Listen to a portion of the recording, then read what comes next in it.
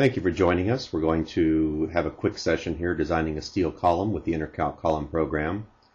We have our project open, and I will add a steel column to the project. Opens up in steel column mode. We're going to use LRFD for this design, and we are going to use a W section with grade 50 steel, which is commonly used now. It'll be a pin-pin column. By default, all our load combinations are already loaded up. We will go over to loadings and just type in the basic axial load that will apply. Let's say we're going to have a 25-foot kip axial. It's a mezzanine column, so perhaps 35 kips of mezzanine load. Let's say we have a little bit of eccentricity on this, just in case, to prepare for a off-center loading. So we will have a load 6 inches eccentric, and I will just load a column in here very quickly just to show you where the eccentricity will be on the column. We will not include the self-weight of the column. Let's just assume that that's already taken care of in our loads.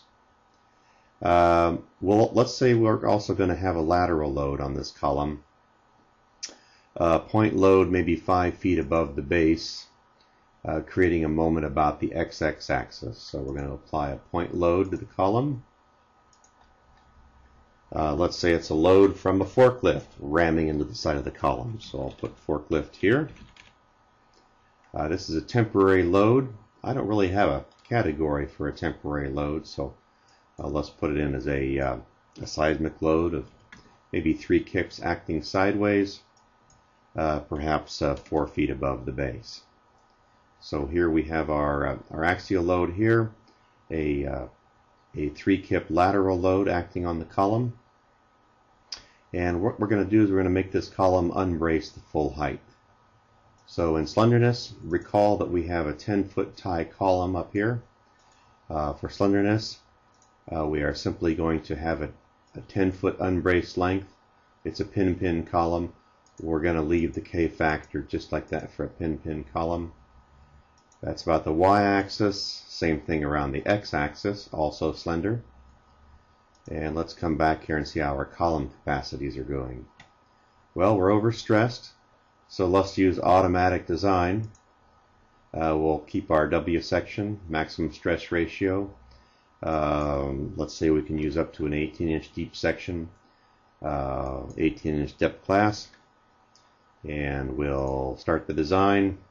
You'll notice in the lower left-hand corner it checked a whole bunch of members, and here we've come up with a nice size of a column, W8 by 31, satisfies all the different load combinations with a stress ratio of 0.991. We'll use that, and so you can see in the summary area here, there's our maximum bending stress ratio, shear stress ratio. We have some reactions due to the loads about each axis. Remember, we had a vertical load that was eccentric along the x-axis, and then we had a point load applied along the y-axis. Here's our deflections. The maximum deflection of this column is at 4.761 feet above the base for an earthquake-only load. That was our forklift load. And then, of course, deflection at just above the base due to live load only. So we'll look at our summary of design maximum combinations. Here's all the load combinations that it's run. These are, of course, LRFD combinations with the stress ratios for axial plus bending and the stress ratio for shears. Of course, we have all of our detailed results.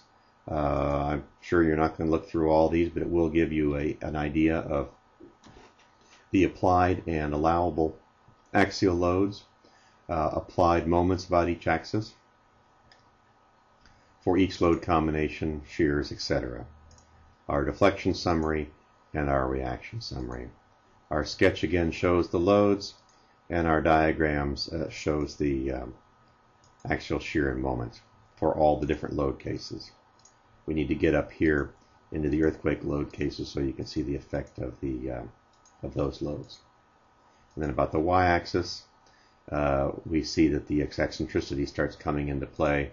And of course, we don't see any effect of the earthquake load along the y-axis because it's not applied there. That should do with a brief introduction of the column program. As an engineer, you know that all these entries are very familiar.